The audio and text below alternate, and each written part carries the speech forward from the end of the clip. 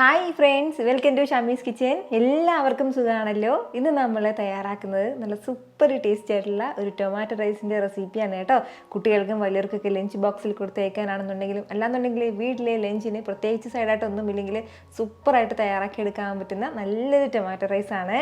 അപ്പോൾ ഈ വീഡിയോ ഇഷ്ടമായാൽ ഇതൊന്ന് ലൈക്ക് ചെയ്യാനും കൂടെ തന്നെ സബ്സ്ക്രൈബ് ചെയ്യാനും ആ തൊട്ടടുത്ത് കാണുന്ന ബെല്ലൈക്കൻ്റെ ഓള് മറക്കാതെ കൂടെ ഒന്ന് പ്രസ് ചെയ്തേക്കണേ. എന്നാൽ ശരി, ഇതെങ്ങനെയാണ് തയ്യാറാക്കുന്നതെന്ന് വേഗം ഒന്ന് കണ്ടു നോക്കാം.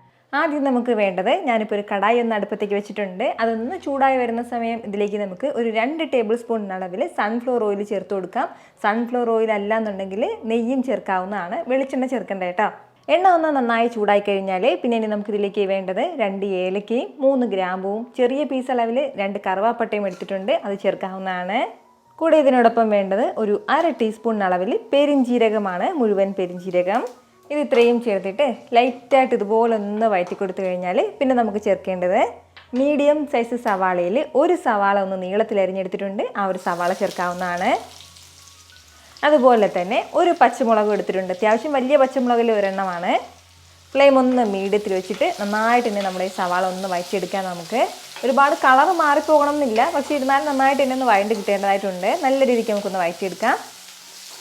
വളരെ കുറച്ച് മാത്രമേ ഉള്ളൂ, പെട്ടെന്ന് തന്നെ നമുക്കൊന്ന് വഴണ്ടി കിട്ടിക്കോളും. ഒരല്പസമയം മാത്രം ഒന്ന് വഴറ്റി കൊടുത്തപ്പോഴത്തേക്ക് നമ്മുടെ സവാളയെല്ലാം നന്നായിട്ട് നിന്ന് വഴണ്ടി കിട്ടിയിട്ടുണ്ട്. ആ കളറ് മാറുന്നതിന് തൊട്ട് മുമ്പുള്ളൊരു സ്റ്റേജാണ് ഈ ഒരു സമയം. 1 ടീസ്പൂൺ അളവിൽ ഇഞ്ചി വെളുത്തുള്ളി പേസ്റ്റ് എടുത്തിട്ടുണ്ട്, അത് ചേർക്കാവുന്നതാണ്. കൂടുതലാകണ്ട കേട്ടോ ഇഞ്ചി വെളുത്തുള്ളി പേസ്റ്റ്. ഇഞ്ചി വെളുത്തുള്ളി പേസ്റ്റും ചേർത്തിട്ട് ലൈറ്റായിട്ട് നമുക്ക് വീണ്ടും ഒന്ന് വഴറ്റി കൊടുക്കാം. ഇഞ്ചി വെളുത്തുള്ളിയൊക്കെ നന്നായിട്ടൊന്ന് ചൂടായി കിട്ടിയാൽ മാത്രം മതിയാവും, ഒരുപാട് സമയത്ത് വഴറ്റേണ്ട ആവശ്യമില്ല. ഈ ഒരു രീതിക്ക് നന്നായിട്ടൊന്ന് വഴറ്റിയെടുത്ത് കഴിഞ്ഞാൽ പിന്നെ ഇനി നമുക്കിതിലേക്ക് വേണ്ടത് മിക്സിയുടെ ചെറിയൊരു ജാറൊന്ന് ഞാനിപ്പോൾ എടുത്ത് വെച്ചിട്ടുണ്ട്. ഇതിലേക്ക് നമുക്ക് ചേർക്കേണ്ടത് മീഡിയം സൈസ് തക്കാളിയിൽ 1.5 തക്കാളി ഞാനിപ്പോൾ എടുത്തിട്ടുണ്ട്. നന്നായിട്ട് പഴുത്ത തക്കാളി നോക്കി എടുക്കണം കേട്ടോ, അധികം പുളിയില്ലാത്ത തക്കാളി. ആ തക്കാളി ചേർക്കാവുന്നതാണ്. കൂടെ വേണ്ടത് ഒരു 3 വറ്റൽമുളകും കൂടിയാണ്. അപ്പോൾ ഈ വറ്റൽമുളകും ചേർത്തിട്ട് നല്ല സ്മൂത്തായിട്ട് നമുക്കൊന്ന് അരച്ചെടുക്കാവുന്നതാണ്. ഇതുപോലെ നല്ല സ്മൂത്തായിട്ട് ഞാനൊന്ന് അരച്ചെടുത്തിട്ടുണ്ട്. ഈ അരച്ചെടുത്ത ഒരു കൂട്ടുകൂടി നമുക്ക് അതിലേക്ക് ചേർക്കാവുന്നതാണ്.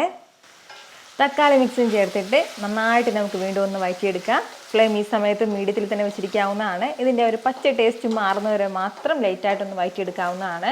ഒരുപാട് സമയത്ത് വഴറ്റണം എന്നില്ല, നല്ലതുപോലെ ഒന്ന് ചൂടായി വരട്ടെ.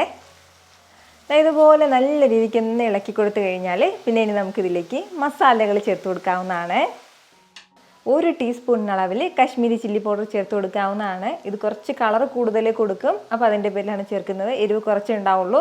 എരിവുള്ള മുളക് പൊടിയാണെന്നുണ്ടെങ്കിൽ ഒരു 1/2 ടീസ്പൂൺ അളവിൽ ചേർത്താൽ മതിയാവും.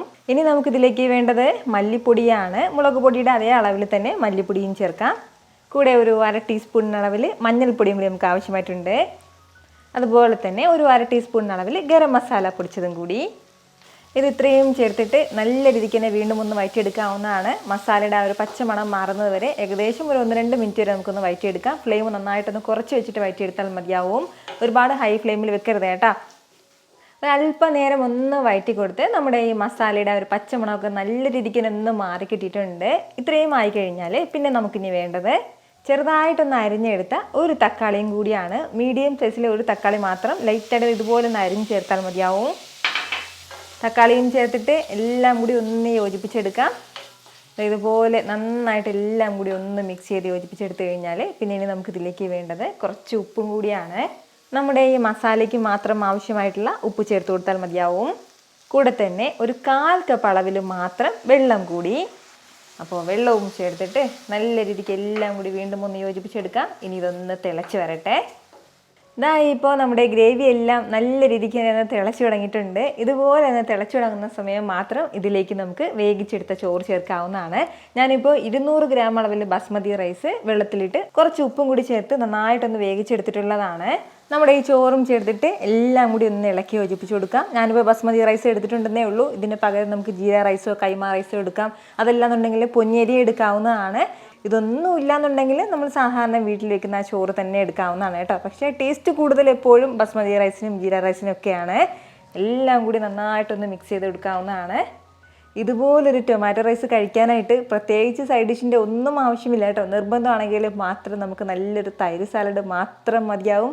അപ്പോൾ എല്ലാം കൂടി നന്നായിട്ടൊന്ന് യോജിപ്പിച്ചെടുത്തിട്ടുണ്ട്. ഇനി ലാസ്റ്റിൽ നമുക്ക് ഒരല്പം മാത്രം മല്ലിയിലയും കൂടി ചേർക്കാം. മല്ലിയിലയും ചേർത്തിട്ട് എല്ലാം കൂടി ഒന്ന് മിക്സ് ചെയ്തെടുക്കണം. എന്നിട്ട് നമുക്ക് നല്ല സൂപ്പറായിട്ട് ഒന്ന് സെർവ് ചെയ്യാവുന്നതാണ്.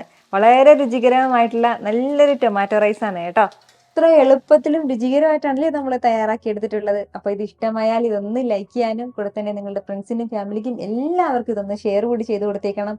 ഇതുപോലുള്ള റെസിപ്പിക്ക് വേണ്ടിയിട്ട് നമ്മുടെ ഷാമീസ് കിച്ചൻ ചാനൽ ഫോളോ ചെയ്യാനും സബ്സ്ക്രൈബ് ചെയ്യാനൊന്നും ആരും മറക്കരുത്. വീണ്ടും നല്ലൊരു ഷാറ് വീഡിയോ ആയിട്ട് നാളെ കാണാം. അതുവരേക്കും എല്ലാവരും ഹാപ്പി ആയിട്ടിരിക്കുക, സന്തോഷമായിട്ടിരിക്കുക, എല്ലാവരും സേഫ് ആയിട്ടിരിക്കണം. Take care friends. ടാറ്റാ.